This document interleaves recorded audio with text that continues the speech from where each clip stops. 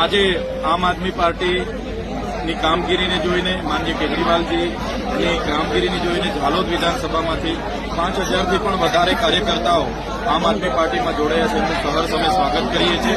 આવનારી તાલુકા જિલ્લામાં ખૂબ મજબૂતાઈથી અમે લડીશું. દાહોદ જિલ્લા પંચાયત અને તમામ તાલુકા પંચાયત આમ આદમી પાર્ટીની બનાવીશું. બોલો. આજે ગુજરાત જોડો અભિયાન અંતર્ગત ડુંગળીની પવિત્ર ધરતી પર દાહોદ જિલ્લામાં અમારો જન સંપર્ક અને જનસભા હતી. એમાં સરપંચો, માજી તાલુકા સભ્ય, માજી જિલ્લા સભ્ય અને 5000થી પણ વધારે કાર્યકરો આમ આદમી પાર્ટીમાં જોડાયા છે.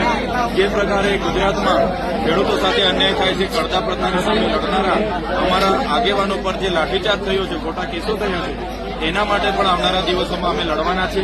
અને ભારતીય જનતા પાર્ટીની જે નિષ્ફળ સરકાર છે એ મંત્રીમંડળ બદલે છે પણ પોતાની માનસિકતા બદલતી નથી. ત્યારે આવનારા દિવસોમાં સમગ્ર ગુજરાતમાં પરિવર્તનની લહેર ઉઠવાની છે.